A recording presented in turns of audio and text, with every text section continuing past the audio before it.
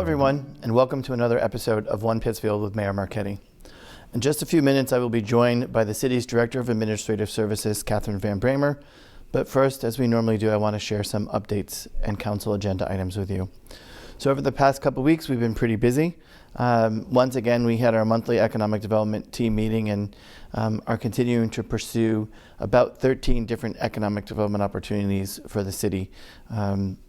For job creation, job expansion, all the things that hopefully we can hit some of those into reality. We've been wrapping up budget meetings with department heads as we prepare to submit our fiscal year 26 budget, and that will happen at the May 13th City Council meeting, I think, as we've discussed before. We held our first open house for the North Street redesign, which over 60 people attended.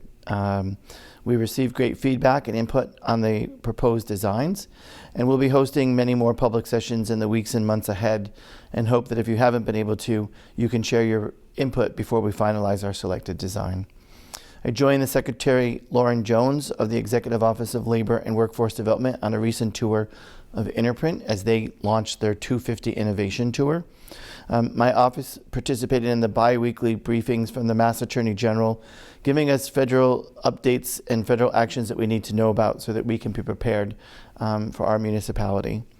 I recognize the Berkshire Jazz Student Art Contest winners outside here in the front lobby of City Hall.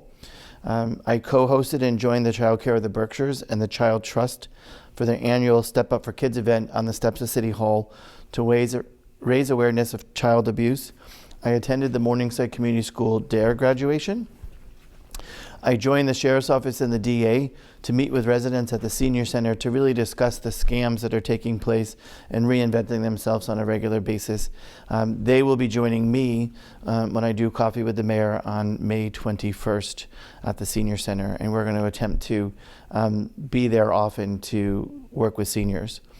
I met with a group of developers and other stakeholders who are connected to the skilled trades industry as we work towards finding ways to increase entry and advancement within construction fields and industry fields. I attended the first night of Passover Seder at the Temple Anshe Amunim, celebrated the first bowl event with the Big Brothers, Big Sisters at K&M Bowling. It'll probably be the first time that the mayor has thrown out a first bowl rather than the first pitch, but I guess that's my background, so happy to join them and do that. And then also the city's annual extravaganza egg hunt over the Easter holiday weekend.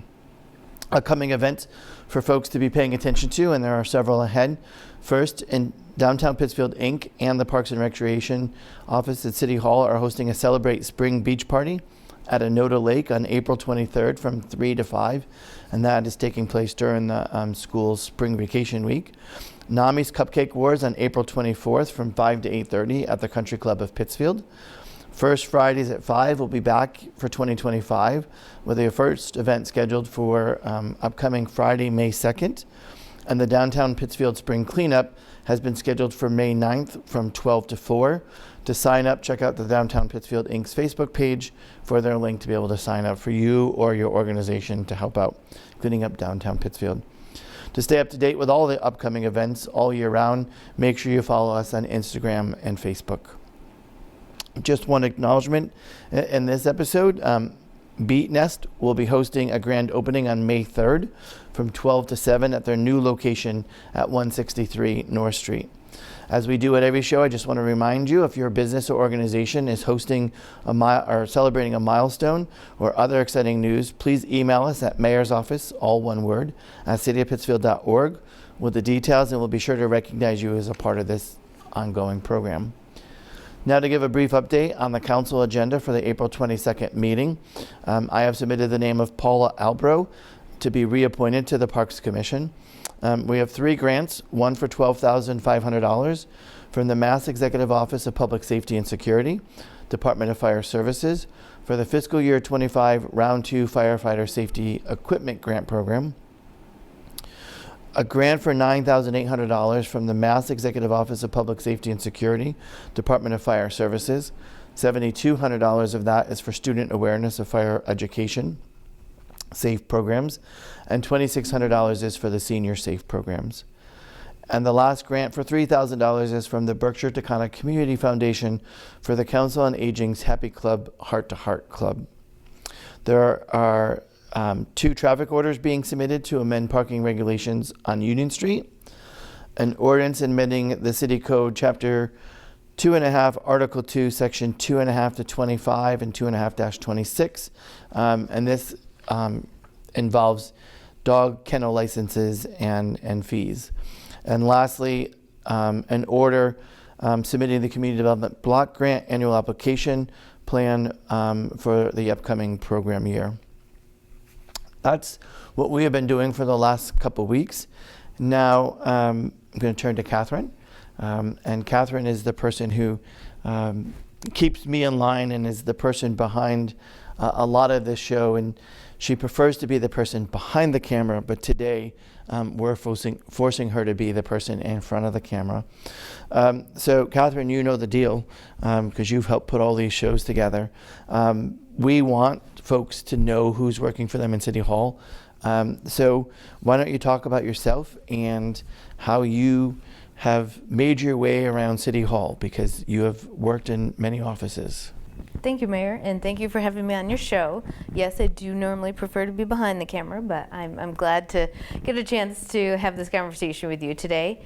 I've worked for the City of Pittsfield since June of 2010. I started as a clerk in the Conservation Office, where I worked for a brief time before joining the City Clerk's Office, where I served as a senior clerk, and a unique part of that role was I served both in the City Clerk Office as well as the Register of Voters Office, really learning all about elections and helping people. The City Clerk office, I say, is many times the first point of contact for city government for folks. So that was a great experience and really exposed me to Government 101. And then in 2016, I was asked by former Mayor Tyre to join her as the executive assistant here in the mayor's office. And then in 2023, she promoted me to my current role. And then upon you winning election, you asked me to continue serving in that role, and I was happy to do so.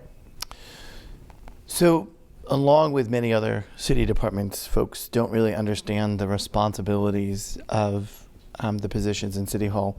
So why don't you give the folks at home an idea of what the responsibilities of the Director of Administrative Services is? So I serve as a member of your senior leadership team, and a large portion of my work includes communications, both internal and external.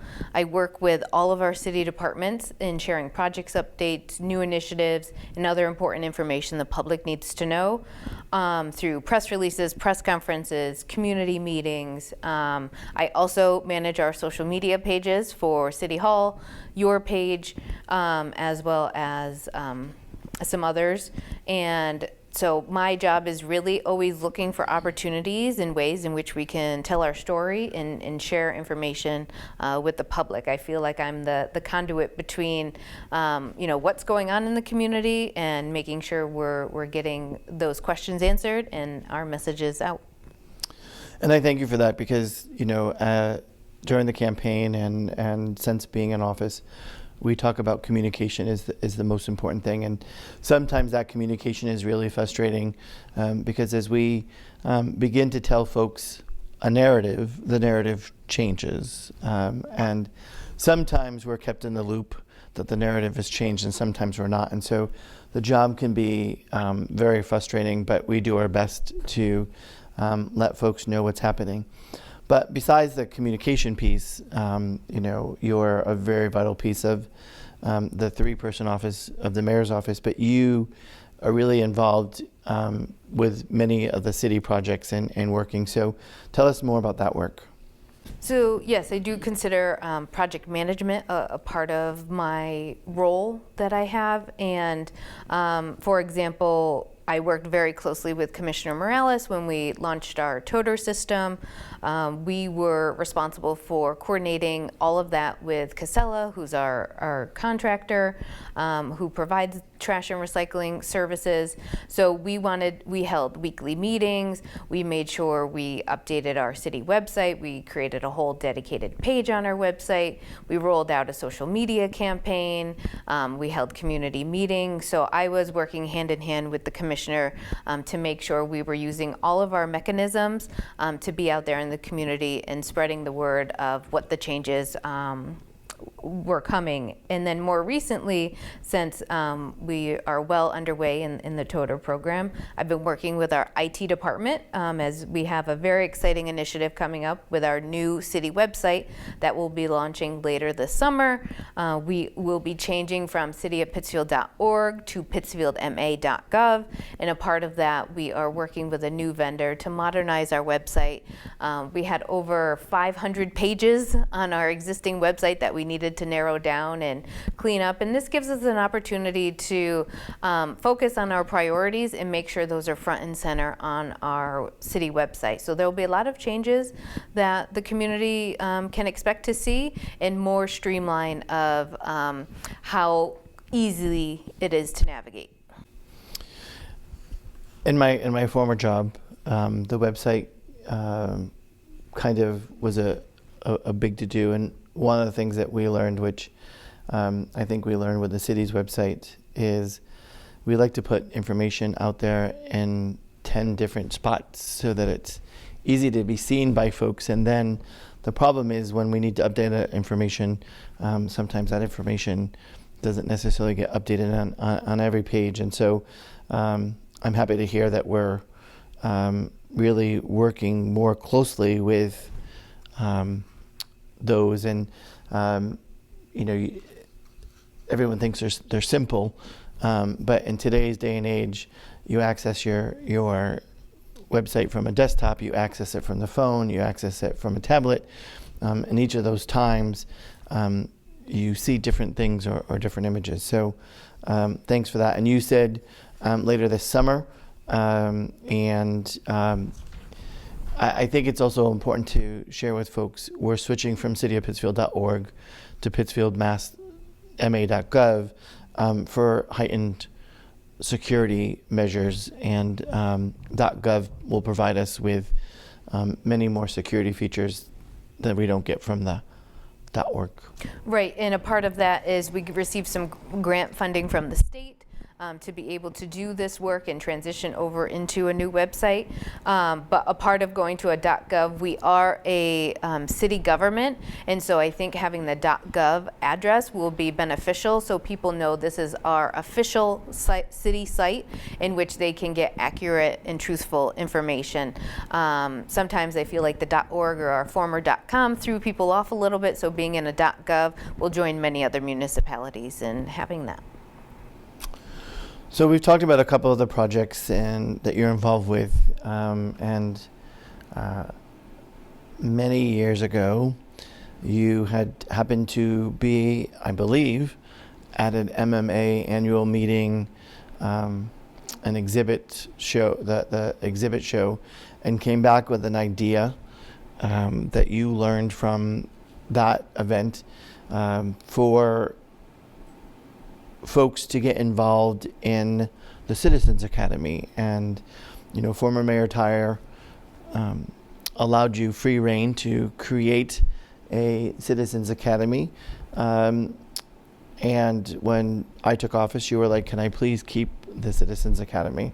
And as someone who for the 7 years prior had participated in some way, shape, or form, I feel the program adds great value to educating the public on who we are and what we do. So let's talk about the Citizens Academy.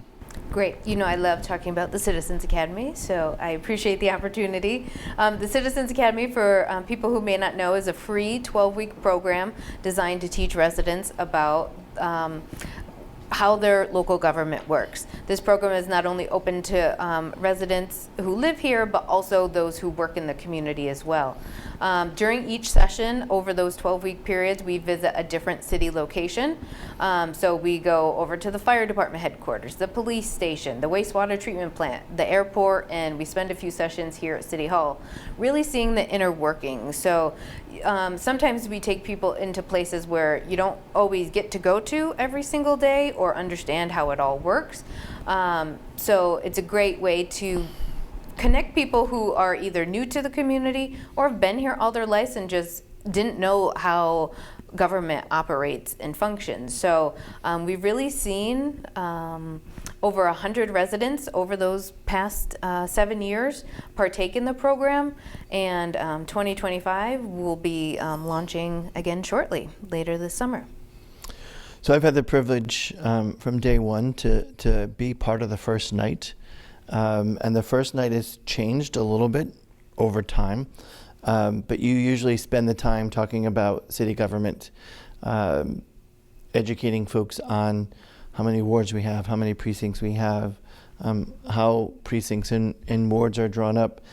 And I think it started with, hey, let's talk about the mayor and the roles of the mayor, which is the executive branch. And then as council president, I was there to talk about the city council and talk about the legislative branch. And over time, we've added school committee and the superintendent, because the other partner of government is a school committee. So let's just talk about that piece of, what that first night really entails. And I think that first night gives you a glimpse of what the remaining 11 weeks are going to look like based on the interaction, because you have folks really engaged to, when I was council president and doing it, can you change this? No, that's not within my purview. As mayor, you can ask some of the same questions. So you can kind of get a feel for your class on that first night as you're doing introduction to government. So talk to me about, that first night. I think that first night, the goal of it is to provide everyone with the same starting point. There are some people who we talk about the difference between like city and town government, because that operates very differently. We do talk about the role of mayor and the city council and how it's important for those two entities to work together. But the goal out of that first session is to give everyone a basic level and understanding of city government, as well as comparing that to state and federal government. We hear a lot in our day-to-day jobs of, hey, can you help me with this? Or I'm having a problem with that. And it's our job to provide that education. Some things fall under the city purview, but there are other things that we need to rely on state or federal agencies and partners to be able to help us navigate. So it's going through that exercise and explaining to the participants each year sort of what we are responsible for, what our city government looks like, who's elected, who's appointed, and going over all of those exercises, really to give them a strong foundation to start with. And I think the conversation with, the elected leaders in our community is an important place to start with, because everything else builds upon that. And when you understand what the mayor does and what the city council is responsible for, you start understanding how everything else works and functions from that point. And I thought it was interesting making the transition after a number of years of being there as council president and talking about the role of the city council and, our primary functions of establishing laws and passing a budget, to, really being the front line of constituent services and dealing with the pothole and dealing with the street that needs to be repaved and dealing with the trash that didn't get picked up or whatever the case may be, to then transitioning into doing it the first time as mayor and trying to engage in the conversation of, well, what really changed, right? Because the mayor does work on the legislation piece, because, we have submitted a number of legislative changes that we'd like to see. The budget starts with the mayor. And then, the constituent service is the same, I think. For me, all of the constituents of the city council are also my constituents. And so it was an interesting balance to find that transition and to be able to talk about it. So let's talk about time frame from the Citizens Academy. When does it start? When does it end? And what works ahead for you for that? So we are in the process of creating the schedule for 2025 that will be kicking off probably late August, early September, depending on how everything works out in the schedule. And we're working on sending those dates. And then I have a dedicated page on our city website, cityofpittsfield.org, for the moment. And all the details can be found on that website once the schedule is finalized. And so they can find that information there. Can they apply there? If they want more information about it, how can they do some follow-up? So my contact information is on the website. People can email me at cvanbramer@cityofpittsfield.org, call me at the mayor's office. An application is available online to complete, but for those that may not have access, we do have paper versions available here at City Hall, or someone can reach out to me and I'm happy to mail them an application. In order to apply for the program, you do have to be 18 and older, and then you either have to live or work in the Pittsfield community. So I would encourage folks, if they have an interest in how their government is operating, for them to take a look at the page and potentially apply to the program. I know that we're in an election year, and I think it's a great time for folks to engage and get involved. And you know, when we talk about the state of the nation, we talk about the state of the city, we talk about the state of the state, we can only really control what's in front of us. And so when I come to work every day, I'm focusing on what changes can I make for Pittsfield. And I know there's a whole host of things happening around me, both on the state and federal level, but the things I can control are those that the city of Pittsfield can chart the course and change the direction, and those are kind of the pieces that I want to focus on. So I would encourage folks, if you're interested in running for public office, it's somewhat timely because election season is out upon us now. You can take out nomination papers to run for city clerk, school committee, or city council, and this ends just post the election, but it would give you quite the insight of what takes place within city government. So Catherine, any other big highlights that you would want to touch upon? Clearly, looking at your resume, you have been around City Hall for close to 15 years, I think the numbers tally up to. So you must obviously like a job that kind of revolves around government and constituent service. I do. Civic engagement and getting people involved in their government is a true passion of mine.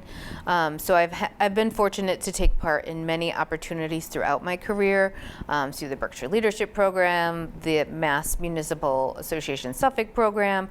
I really put myself in a position to learn as much as I can about government, and then also give back to my community by sharing that knowledge, as well as inviting them to learn more about their community. And that's why I'm very passionate about the Citizens Academy, and grateful that we are continuing it throughout your administration, because I think that's something I look forward to, and where I feel like I make the most impact in the community that I grew up in. So I feel like if I'm not at the table doing something to help my community, then I can't control or change it or influence it. So I need to be here to help my community out and make it the best it can be. So as I said earlier this year at an event at the Colonial Theater, we know that all politics are local. And so get involved one way, shape, or form.